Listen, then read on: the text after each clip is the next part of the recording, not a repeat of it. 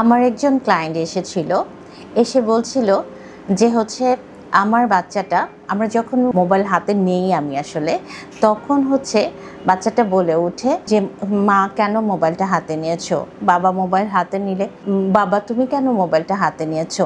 এরকম একটা সমস্যা মোবাইল দেখলে সে আসলে চিৎকার করে উঠছে, মা বাবা তোমরা মোবাইল ব্যবহার করবে না।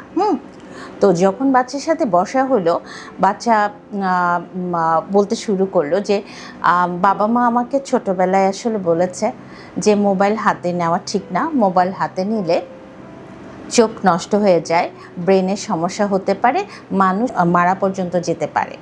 তো বাচ্চাটার মধ্যে এমন একটা ইফেক্ট পড়েছে যে আমরা বলেছি যে মোবাইলটা ইউজ করলে পরে এই ক্ষতি হতে পারে, কিন্তু আমরাই আবার নিজেরা সচেতন নয় যে মোবাইলটা আমরা ব্যবহার করছি কিভাবে। তো এখন এটা একটা এক্সাম্পল, কিন্তু আমরা প্রায়শই এখন ইদানিং যে আমরা ক্লায়েন্টগুলো পাই, তাদের বেশিরভাগ কমপ্লেনই থাকে আমার বাচ্চাটা মোবাইলের প্রতি বেশি আসক্ত হয়ে গেছে, ও পড়াশোনা, খাওয়া দাওয়া, নাওয়া সব কিছু ভুলে যায়, 24 ঘন্টায় কেন জানি মোবাইলটা হাতে রাখছে। তো আমি অভিভাবকদের উদ্দেশ্যে একটা কথাই বলতে চাই, আমি যদি কোনো নিয়ম করি তাহলে নিয়মটা যেন আমার মধ্যেও প্রযোজ্য থাকে, আমিও যেন নিয়মটা মেনে চলি। আমি হয়তো বা বাচ্চাটাকে বলছি, আমার সন্তানকে বলছি যে তুমি মোবাইল হাতে নিও না, মোবাইল হাতে নেওয়াটা ঠিক না, অনেক কিছু জ্ঞান হয়তো বা দিচ্ছি, কিন্তু সাথে ওই জ্ঞানটা দিচ্ছি না আসলে মোবাইল ব্যবহার করলে আসলে কি হতে পারে।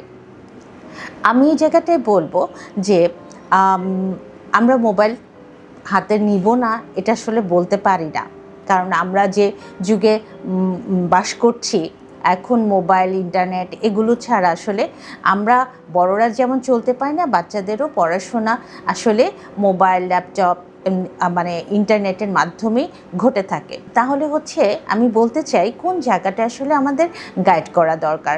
আমি যে প্রথমে যে ঘটনাটা দিয়ে শুরু করেছিলাম যে ইনফরমেশন ছিল, কিন্তু ইনফরমেশনটা আসলে ভয়ঙ্কর ছিল। সো আমি মোবাইলের জন্য আসলে নির্দিষ্ট টাইম করে দিতে পারি, এবং আমিও যদি আমার মোবাইলের ব্যবহারের ক্ষেত্রটা আমি যদি স্ট্রাকচার দিতে পারি, তাহলে আমার মনে হয় আমার সন্তানরা শুনবে। এবং এটা যদি শুরু থেকে শুরু করা যায়, আমরা যদি কোনো নিয়ম করে থাকি সেই নিয়মটা প্রথমে আমি মানব।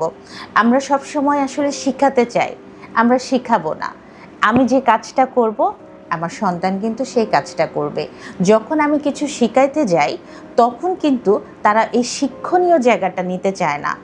আমরা বড়দেরকে শ্রদ্ধা করতে চাই, বলি যে তুমি বড়দেরকে শ্রদ্ধা করো, মাকে শ্রদ্ধা করো, কিন্তু ঘরে আবার দেখা যাচ্ছে বাবা মা আমরা ঝগড়া করছি, হয়তো বা কটূক্তি করছি, যেটা কি না সন্তানেরও খারাপ লাগে।